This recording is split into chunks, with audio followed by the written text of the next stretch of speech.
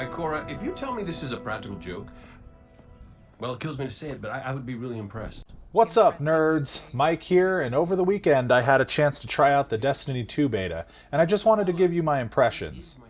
So, when you start the beta, the game lets you choose from the same three classes as the first Destiny: Titan, Hunter, and Warlock. There was no choice of gender, race, or character creator, but it seems like that feature will be in the full game, since I saw the option to remove your helmet in the social areas.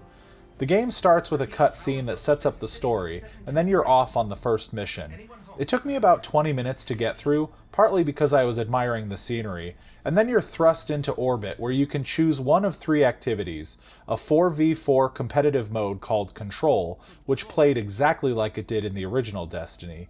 Then there was a 3-player strike, which felt very much like the strikes in original Destiny, and finally a new mode called Countdown, in which 2 teams of 4 alternate between attacking and defending explosives. So, first off, the graphics looked better. Not worlds apart, but like 12.6% better. The lighting and shading, the texture work, the effects, all just looked a little bit more polished. I really liked that the PvE missions had a lot more set-piece moments.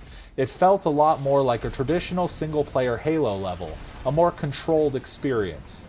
At one point in the opening mission, you meet Zavala, and he's using his bubble shield to block incoming missiles. Other players join you at this point, and you work together to fight the waves of enemies. After 3 waves, Zavala tells you to move on, and as I did, I looked back to see the next set of guardians and enemies clashing.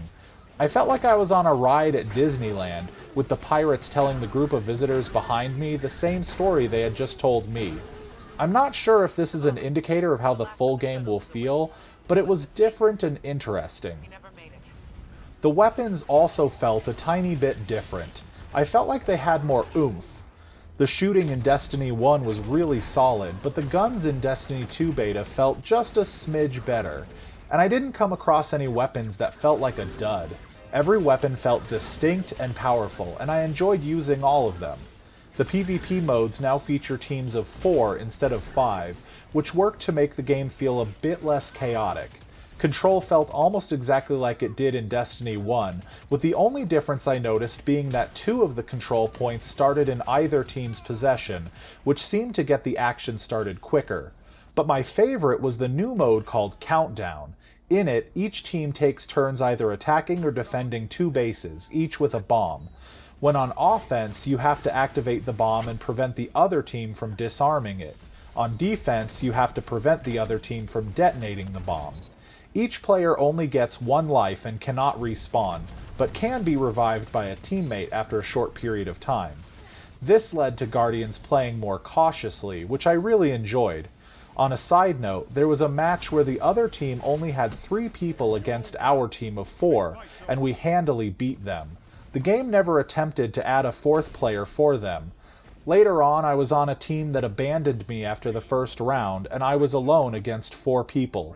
Needless to say, I got my ass handed to me, but the game never attempted to bring in other players to aid me. Hopefully the final game won't leave Guardians hanging like that. Last is the Strike mission, which largely felt just like the Strike missions from the original game. Granted, the level was new, and there were a few new enemy types, but the basic progression was the same. Travel through the level until you reach a giant bullet sponge boss, then work as a team to take down said boss. If you all die, you're sent back to the previous checkpoint and have to do it all over again. There was also a social area that was open for a short period, called the Farm.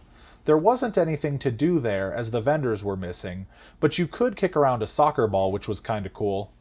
As far as the 3 Guardian classes go, they have new supers and skills that you can unlock.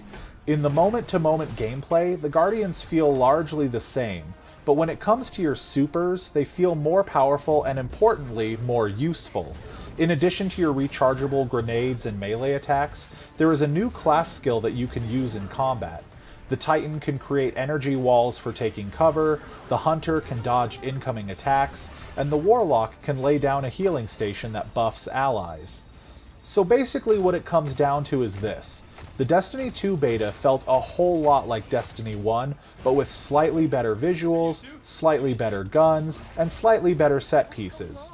The writing seems to be just as silly and inane as before, but I won't judge the story until the full game comes out. As it is, this beta was about what I expected, a sequel that has minor improvements. Nothing really blew me away, but the original Destiny was already quite a good game, one that I spent nearly 1,000 hours playing, so I expect I'll probably spend another 1,000 in Destiny 2. So, did you get a chance to play the beta? Let me know what you thought in the comments below, and if you enjoyed this video, don't forget to like and subscribe. Thanks for watching. Welcome to a world without light.